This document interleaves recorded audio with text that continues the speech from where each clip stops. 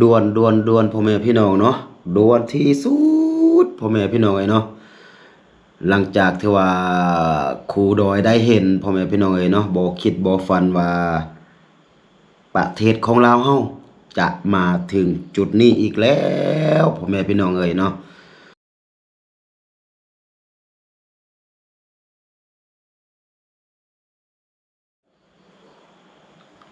กราบทักทายสบายดีและสวัสดีเด้อพี่น้องบ่ว่าจะอยู่ในประเทศและต่างประเทศเนาะก็ขอยินดีต้อนรับเข้าสู่ช่องครูดอยอีกคือเก่าคือเดิมพ่อแม่พี่น้องเนาะ อ่าโทษพ่อแม่พี่น้องบ่คิดบ่ฝันว่าประเทศหรือว่าทางฝั่งเฮาพ่อแม่พี่น้องเนาะจะมาฮอดจุดนี้อีกเทื่อหนึงพ่อแม่พี่น้องเนาะกะสภาพแบบนี้นี่ครูดอยเห็นตอนทำอิฐหรือว่าครั้งแรกในชีวิตก็คือตอนช่วงโควิด19พ่อแม่พี่น้องเนาะ แต่ว่ามาถึงปัจจุบันมาถึงมื้อนี้ก็คือสดร้อนๆพ่อแม่พี่น้องเนาะก็คือเข้าทางโลกโซเชียลเนาะก็คือบ่ว่าจะเป็น Facebook TikTok อะไรทำไมพ่อแม่พี่น้องเนาะที่ว่าเป็นโลกโซเชียลก็คือเห็นเต็มแต่ข่าวแบบนี้พ่อแม่พี่น้องเนาะก็คือน้ำมันอยู่ทางฝั่งเฮาก็คือเริ่มขาดพ่อแม่พี่น้อง เนาะกะครูดอยบ่ฮู้ว่าบรรดาพ่อแม่พี่น้องที่ว่าได้ชมทางได้เบิ่งคลิปของครูดอยนี่ว่าอยู่บ่อนใดหรือว่าอยู่ประเทศใดเนาะแล้วก็ถ้าหากว่าท่านใดได้เห็นคลิปนี้เนาะก็ช่วยคอมเมนต์บอกครูดอยแด่ว่าบ่อนที่ว่าทุกทานอยู่เป็นแนวใดเนาะราคาน้ำมันเพิ่มขึ้นน้ำมันขาดแคลน คืออยู่แถวบ้านของครูดอยหรือบ่พ่อแม่พี่น้องเนาะก็คือปัจจุบันตัวนี้ทางบ้านของครูดอยพ่อแม่พี่น้องเนาะก็คืออยู่ที่ปั๊มน้ำมันก็เริ่มขาดเริ่มบ่มีพ่อแม่พี่น้องเนาะก็คือมื้อนี้นี่ครูดอยไปซอกเติมน้ำมันนี่ก็คือ4-5ปั๊มก็คือบ่มีก็คือน้ำมันหมดเนาะตามที่ว่าเจ้าของน้ำมันเพิ่นบอกว่าบ่มีพ่อแม่พี่น้องเนาะแต่ว่าบ่แม่นแต่ว่าอยู่ในเขตบ้านของครูดอยพ่อแม่พี่น้องเนาะแต่ว่าอยู่หลายๆเขตหลายๆเมืองหลายๆแขวงอยู่ทางฝั่งลาวเฮาพ่อแม่พี่น้องเนาะก็เป็นเส้นเดียวกันพ่อแม่พี่น้องก็บ่ฮู้ว่าเป็นย้อนสาเหตุหยังเนาะถ้าหากว่าครูดอยคิดบ่ผิดก็น่าจะเป็นย้อนสงครามก็คือทางอิหร่านกับอิสราเอลพ่อแม่พี่น้องเนาะแต่ว่าเดี๋ยวนี้ก็คือ แต่ว่าตัวนี้ครูดอยกับบ่ฮู้ว่ามันเป็นย้อนสงครามหรือว่าเป็นย้อนเป็นหยังเนาะถ้าว่าครูดอยเว้าผิดเนาะก็ต้องกราบขอโทษขออภัยพ่อแม่พี่น้องเนาะก็ตัวนี้เป็นข้อสงสัยเนาะ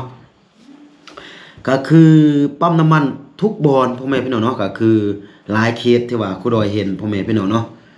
ก็คือเส้นเดียวกันพ่อแม่พี่น้องเนาะเดี๋ยวครูดอยจะให้พ่อแม่พี่น้องได้เบิ่ง ก็คือเดี๋ยวนี้เราเข้าเบิ่งทางโลกโซเชียลพ่อแม่พี่น้องเนาะนี่ตัวนี้แม่นสดร้อนๆมื้อนี้พ่อแม่พี่น้องเนาะก็คืออยู่ที่เมืองพร้าวดมพ่อแม่พี่น้องเนาะนี่จะจับกะลอนจับมันยังก็มีพ่อแม่พี่น้องเนาะก็คือยานน้ำมันหมด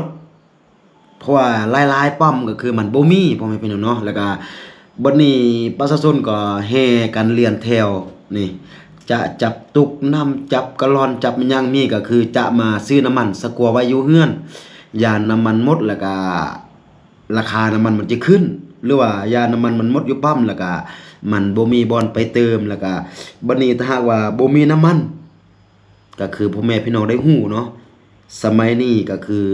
จะย่างไปมันก็เป็นไปบ่ได้พ่อแม่พี่น้องเนาะก็คือจะเอาน้ำมันทั้งใดใส่รถขี่ไปเวียกไปงานพ่อแม่พี่น้องเนาะนี่ภาพก็คือพ่อแม่พี่น้องได้เห็นนี่แหละเนาะนอกจากอยู่ที่เมืองพร้าวดมพ่อแม่พี่น้องเนาะนี่ตัวนี้ก็เป็น อยู่ที่หลวงพระบางพ่อแม่พี่น้องเนาะนี่เอาแล้วพี่น้องปั๊มน้ำมันอยู่หลวงพระบางคิวยาวทุกปั๊มนี่ป้าโถพ่อแม่พี่น้องเอ้ยเนาะนี่เดี๋ยวครูดอยจะให้พ่อแม่พี่น้องได้เบิ่งป้าโทรรถ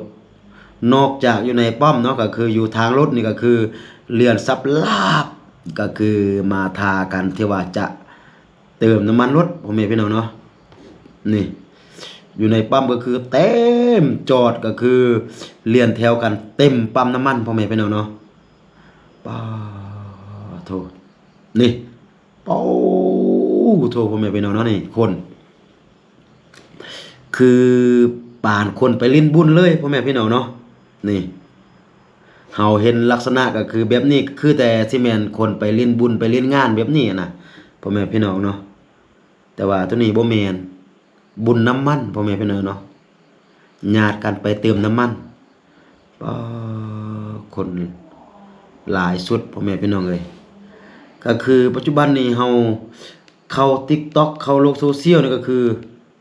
เต็มเลยพ่อแม่พี่น้องเฉพาะคนมาเติมน้ำมัน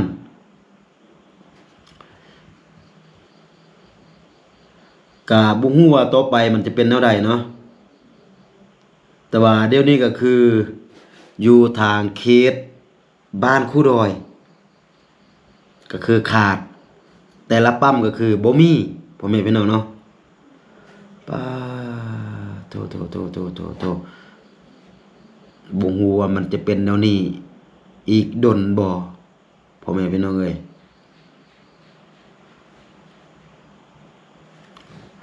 แล้วก็มื้อนี้เนาะครูดอยหลังจากที่ว่าครูดอยไปซอกเติมน้ำมันอยู่ที่ปั๊มน้ำมันได้อยู่ 4-5 ปั๊มนั่นแหละพ่อแม่พี่น้องมันบ่มีแล้วก็ครูดอยจึงพาหลานไปซื้อก็คืออยู่ปั๊มบ่มีพ่อแม่พี่น้องเนาะแล้วก็ครูดอยก็พาหลานไปซื้อบอนที่ว่าหานเพิ่นที่ว่าบ่แม่นปั๊มหมายความว่าเพิ่นไปเอาน้ำมันอยู่บนใดบนหนึ่งหรือว่าอยู่ปั๊มนั่นแหละพ่อแม่พี่น้องเนาะเพิ่นไปซื้อมาฮอดเฮือนแล้วก็เพิ่นก็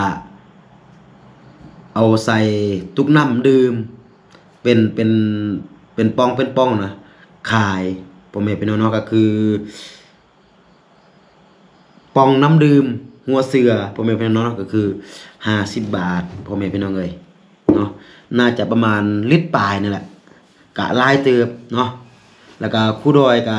พาหลานไปซื้อเนาะเดี๋ยวจะให้พ่อแม่พี่น้องได้เบิ่งนี่ครูดอยก็บ่ได้ซื้อลายพ่อแม่พี่น้องเนาะก็ของครูดอยก็คือเป็นตุ๊กขาวตัวนี้นี่เป็นตุ๊กขาวตัวนี้ก็คือเข้าอยู่3ตุ๊กน้ำดื่มตัวนี้พ่อแม่พี่น้องเนาะนี่แต่ว่าโตที่ว่าเพิ่นกำลังหายใส่กะลอนหรือว่าใส่ตุ๊กตัวสีแดงตัวนี้แม่นของหลานเนาะหลานจะซื้อหลายหน่อยนึงพ่อแม่พี่น้องเนาะหลานจะซื้ออยู่2ตุ๊กนี่เต็มตุ๊กนึงเต็มกะลอนนึงมาตั้งไว้แล้วก็เอากะลอนหรือว่าเอาตุ๊กตัวสีเขียวมาหายใส่ต่อก็คือตัวนี้ครูดอยพาหลานไปซื้อพ่อแม่พี่น้องเนาะเพราะว่าถ้าหากว่าบ่ซื้อก็คือยานน้ำมันมันหมดถ้าว่าน้ำมันมันหมดบัดนี้เฮาไปเวียกไปการจะไปบ่ได้พ่อแม่พี่น้องนี่หายใส่จนว่าเต็ม2ตุกตัวนี้ของหลานความจริงครูดอยครับหลานว่าจะไปซื้อเป็นตุกใหญ่ก็เอิ้นว่าเป็นกานเนาะเป็นกะลอนใหญ่ตัวที่ว่ามันเข้า20ลิตรหรือว่า18ลิตรประมาณนั้นแหละพ่อแม่พี่น้องเนาะว่าจะซื้อมาปะอยู่เฮือนเพราะว่าเพื่อกันไว้หั่นน่ะแต่ว่าเฮาไปถามอยู่ห้านเพิ่นก็บอกว่าเพิ่นซื้อมาแต่น้อยเดียวแล้วก็มื้อนี้เพิ่นไปถามซื้อบ่ได้น้ำมันหมดแล้วก็น้ำมันก็ยังเหลือแต่ซ้ำนี้เนาะ แต่ว่าครูดอยซื้อก็มีแต่3ตุกซื่อๆบ่ได้ซื้อหลายเพราะว่าของครูดอยเป็นมอเตอร์ไซค์มันก็บ่ได้เปลืองเนาะของร้านก็คือกันของร้านก็เป็นมอเตอร์ไซค์แต่ว่าของร้านนี่จะซื้อหลายหน่อยนึงเพราะว่าจะเอาไปตัดหญ้าสวนแดเนาะแต่ว่าของครูดอยนี่ใส่เฉพาะแต่รถมอเตอร์ไซค์ก็เลยซื้อแต่3ตุกก็เต็มเนาะก็150 บาทเต็มกระตุกโตสีขาวตัวนี้เฉพาะของครูดอยพ่อแม่พี่น้องเอ้ยเนาะโถบ่ฮู้ว่าจะเป็นแนวใดพ่อแม่พี่น้องเอ้ยบ่คิดบ่ฝันว่าทางฝั่งเฮาจะได้เห็นภาพแบบนี้อีกเทื่อหนึ่งพ่อแม่พี่น้องเนาะก็คือภาพที่ว่าทุกคนไปซอกหาปั๊มน้ำมันไปซอกเติมน้ำมันแต่ว่าเดี๋ยวนี้ส่วนหลายครูดอยก็บ่ฮู้ว่าเป็นน้ำมันมันหมดเนาะหรือว่าบางปั๊มก็คือแบบสลอแบบฮู้ว่าน้ำมันมันขาดแล้วก็น้ำมันอยู่ในปั๊มมันมีเนาะแต่ว่าตัวนี้ก็เป็นบางปั๊มพ่อแม่พี่น้องเนาะแต่ว่าบ่ฮู้ว่ามันจะมีแท้หรือว่าบ่มีอะนะแต่ว่าตามที่ว่าเพิ่นแบบชาวบ้านเพิ่นลือเพิ่นบอกเพิ่นเว้าน่ะพ่อแม่พี่น้องเนาะตามที่ว่าครูดอยได้ยินนั่นน่ะเนาะบางคนก็บอกว่าอยู่ในปั๊มหั่นมีแต่ว่าเพิ่นบ่อยากขาย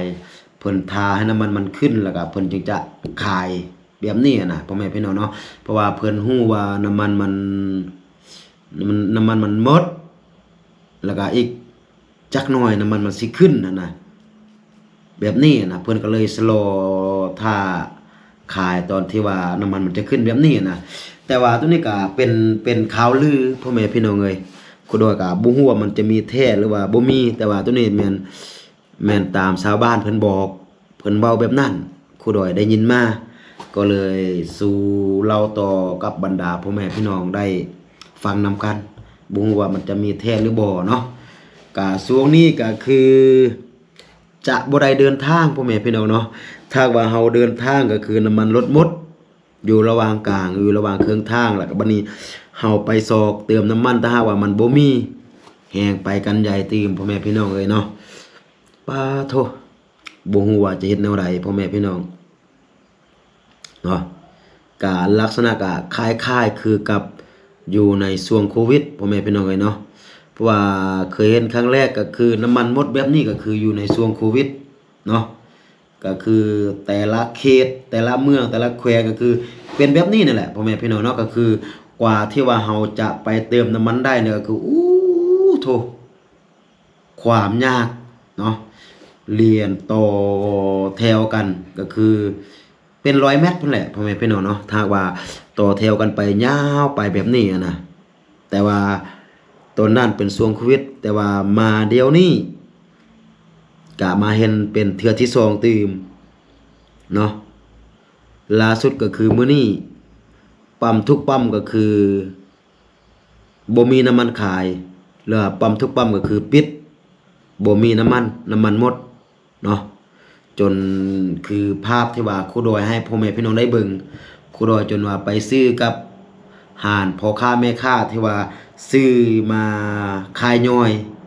บ่ได้แม่นขายอยู่ในปั๊มเนาะก็คือซื้อมาขายย่อยอยู่เฮือนพ่อแม่พี่น้องเอ้ยเนาะก็ครูดอยก็ได้จะได้ถือโอกาสตัวนี้ก็เฮียนให้บรรดาผู้ใหญ่ใจบุญแล้วก็ FC รับทราบอีกเทื่อนึงพ่อแม่พี่น้องเนาะก็ช่วงนี้อาจจะเดินทางไปไกลบ่ได้หรือว่าจะเดินทางไปไสมาไสก็บ่ค่อยจะสะดวกปานใดพ่อแม่พี่น้องเอ้ยเนาะเนื่องจากว่าก็คือบ่มีน้ำมันที่ว่าจะให้เดินทางพ่อแม่พี่น้องเอ้ยเนาะก็ตัวนี้ก็บ่ฮู้ว่าอยู่แขวงอื่นจะเป็นคืออยู่แขวงบ่แก้วหรือบ่พ่อแม่พี่น้องเนาะแล้วก็นอกจากแขวงบ่แก้วแล้วก็เจาะจงพิเศษก็คืออยู่แถวบ้านของครูดอยพ่อแม่พี่น้องเนาะก็คือเดี๋ยวนี้ชาวบ้านเนาะชาวบ้านหลายท่านหลายคนก็คือไปซื้อ น้ำมันมาปะอยู่เฮือนสะกัวไว้ยานน้ำมันมันหมดเนาะตอนทำอิฐก็คือครูดอยเข้าไปในบ้านเพราะว่าบ้านของครูดอยอยู่นอกหมู่บ้านพ่อแม่พี่น้องเนาะแล้วก็ครูดอยก็เข้าไปในบ้านแล้วก็ได้ยินก็คือชาวบ้านเพิ่นล้มกันว่าเดี๋ยวนี้น้ำมันมันสิขาดเนาะก็สาเหตุครูดอยก็บ่อยากบอกเนาะบ่แม่นบ่อยากบอกก็คือสาเหตุมันบ่แน่ชัดนะเพราะว่าเฮาก็บ่ฮู้ว่าน้ำมันมันขาดย้อนหยังแท้นะแต่ว่าที่หลักๆที่ว่าชาวบ้านเพิ่นบอกเนาะที่ว่าชาวบ้านเพิ่นว่าแล้วก็ตามที่ว่าเฮาเห็นอยู่ในข่าวก็คือช่วงนี้ก็เป็นช่วงที่ว่ามีสงครามระหว่างอิหร่านกับอิสราเอลแล้วก็เพิ่นก็ได้ปิดสองแคบที่ว่าเพิ่นส่งออกน้ำมันก็คือตามที่ว่าข่าวเพิ่นได้แจ้งเนาะก็คือบอนเพิ่นปิดในสองแคบบอนนั่นก็คือเป็นปริมาณ20%ของทั่วโลกก็หลายเติบพ่อแม่พี่น้องเนาะก็เป็นเส้นทางส่งออกน้ำมันเนาะรวมเอาเปอร์เซ็นต์คือ20%ของทั่วโลกพ่อแม่พี่น้องเนาะแต่ว่าครูดอยก็บ่ฮู้ว่าทางบ้านของครูดอยทางฝั่งเฮานี่มันจะมีผลกระทบย้อนตัวนั้นหรือบ่ตัวนี้ครูดอยก็บ่ฮู้เนาะแต่ว่าที่หลักๆที่ก็คือปัจจุบันก็คือน้ำมันทางบ้านเฮามันขาดแล้วนะพ่อแม่พี่น้องเนาะปัจจุบันนี้ก็คือไปซอกเติมไปหาบนใดก็คือมันบ่มีพ่อแม่พี่น้องเนาะแต่ว่าบ่ฮู้ว่าอยู่ทางภาคใต้ทางภาคกลางเนาะบ่ฮู้ว่าอยู่ที่นครหลวงเวียงจันทน์หรือว่าทางภาคใต้ทางอัตตปือแถวนั้นจะเป็นจะเป็นคือกันอยู่ทางภาคเหนือคืออยู่ทางบ่แก้วหรือบ่เนาะแต่ว่าตัวนี้แม่นเจาะจงเฉพาะอยู่แถวบ้านครูดอยพ่อแม่พี่น้องเนาะแต่บางเทื่ออยู่ที่ภาคกลางอยู่ที่นครหลวงอยู่ที่สวรรณเขตอยู่ที่อัตตปือทางภาคใต้บางเทื่อเพิ่นก็อาจจะยังมีน้ำมันจะมีน้ำมันที่ว่าเติมให้บรรดาประชาชนปกติตัวนี้ก็บ่ฮู้เนาะพ่อแม่พี่น้องเนาะแต่ว่าตามที่ครูดอยได้เข้าไปเบิ่งทางโลกโซเชียลก็คือปัจจุบันนี้น้ำมันขาดไปหลายเขตหลายเมืองหลายแขวงเติบเนาะโดยเฉพาะอยู่แขวงบ่อแก้วอยู่หลวงพระบางประมาณนี้อุดมไซก็คือกันอยู่เมืองแบงครูดอยเห็นอยู่เมืองปักแบงเนาะครูดอยเห็นก็คือคนรอทากันเติมน้ำมันก็คือเป็นยาวยีดเลยพ่อแม่พี่น้องเนาะความจริงมันมีภาพเป็นวิดีโอเนาะแต่ว่าครูดอยบ่สามารถที่ว่าจะโหลดมาให้กับบรรดาพ่อแม่พี่น้องได้เบิ่งได้ก็มีแต่รูปภาพที่ว่าครูดอยเอามาให้กับบรรดาพ่อแม่พี่น้องได้เบิ่งเนาะก็คือปัจจุบันทางฝั่งเฮาก็คือน้ำมันขาดปั๊มเป็นที่เหียบห้อยโดยเฉพาะอยู่แถวภาคเหนือพ่อแม่พี่น้องเอ้ยเนาะก็บ่ฮู้ว่ามันจะเป็นแบบนี้ไปอีกดนหรือบ่แล้วก็บ่ฮู้ว่าทางคือภาคส่วนที่ว่าให้บริการเพิ่นจะเอาน้ำมันทางใดมาขายมาให้ประชาชนได้เติมเป็นปกติตัวนี้ก็บ่ฮู้ว่ามันจะฮอดมื้อใดมันจะเป็นแบบนี้ได้ดนอีกจักมื้อเนาะแต่ว่าครูร้อยก็คิดว่ามันจะเป็นแบบนี้น่าจะบ่ได้ดนพ่อแม่พี่น้องเนาะเพราะว่าน้ำมันมันเป็นสิ่งสำคัญถ้าหากว่าขาดน้ำมันก็คือบรรดาพ่อแม่พี่น้องประชาชนบ่ว่าจะเป็นพนักงานมันหยังหลายๆภาคส่วนที่เกี่ยวข้องก็คือการไปเวียกไปงานเนาะก็คือไปการมันหยังก็คือต้องใส่รถใส่รางเพื่อที่ว่าจะไปเฮ็ดเวียกเฮ็ดงานเนาะถ้าว่าบ่มีน้ำมันก็คือจะไปเวียกไปงานบ่ได้แต่ว่าตัวนี้ครูก็เชื่อว่ามันน่าจะเป็นแบบนี้บ่ได้ดน อีกจักหน่อย 2-3 มื้อก็คิดว่าทางภาคส่วนที่เกี่ยวข้องก็จะมาแก้ไขเนาะแต่ว่าอยู่ในช่วง 2-3 มื้อตัวนี้ก็คือยอมรับว่ามันต้องขาดแท้ๆเนาะเพราะว่าเดี๋ยวนี้ก็คืออยู่ปั๊มบ่มีเป็นที่เรียบร้อยเนาะก็คือขาดเป็นที่เรียบร้อยเนาะถ้าหากว่าท่านใดไปซื้อน้ำมันสัวไว้ก็ยังจะมีน้ำมันเติมใส่รถแล้วก็ยังจะมีน้ำมันที่ว่าจะใส่รถขี่ไปมาๆถ้าหากว่าท่านใดบ่ได้บ่ได้ซื้อสัวไว้ก็ถ้าหากว่าจะไปเติมถ้าหากว่ามันมีก็คิดว่าน้ำมันจะแพงขึ้นพ่อแม่พี่น้องเอ้ยเนาะก็คืออยู่ในช่วงโควิดก็คือตุกน้อยๆหนึงพ่อแม่พี่น้องเนาะตุกหนึ่ง50,000 กีบแบบนี้นะถ้าว่าปัจจุบันเดี๋ยวนี้ก็คือ50,000 กีบมันจะได้เป็น2เท่า3เท่าของตุกตัวนั้นอยู่ในช่วงโควิดพ่อแม่พี่น้องเอ้ยเนาะแต่ว่าถ้าว่าเป็นไปได้ก็บ่อยากให้เหตุการณ์มัน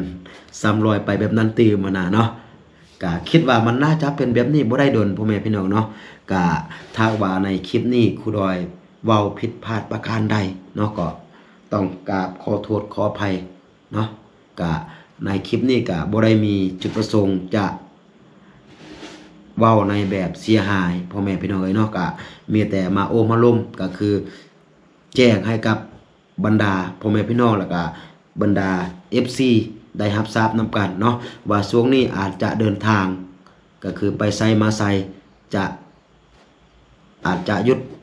ชั่วคราวให้มันพ้นวิกฤตตัวนี้ไปก่อนพ่อแม่พี่น้องเนาะถ้าว่าเฮาเดินทางไปไกลก็คือ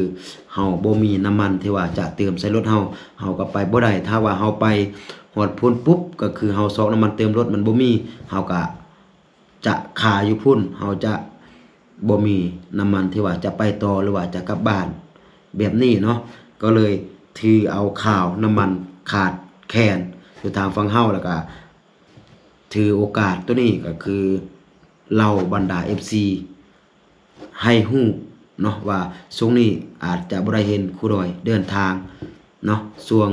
2-3 มื้อนี้เนาะถ้าว่ามีน้ำมันมาเติมเป็นปกติครูดอยก็จะได้กลับมารับใช้สังคมก็คือกลับมาช่วยเหลือสังคมแล้วก็มาช่วยเดินทางแล้วก็ไปช่วยเหลือสังคมต่อพ่อแม่พี่น้องเอ้ยเนาะก็จะประมาณนี้พ่อแม่พี่น้องเนาะสำหรับคลิปนี้เนาะก็สุดท้ายเนาะครูดอยก็ขออวยไสพรให้หมดทุกคนที่ว่าเข้ามาเบิ่งคลิปนี้เนาะจงอยู่ดีมีแรงอยู่ดีมีสุขคิดสิ่งใดปรารถนาสิ่งใดก็ขอให้สมดังใจปรารถนาเนาะสาธุ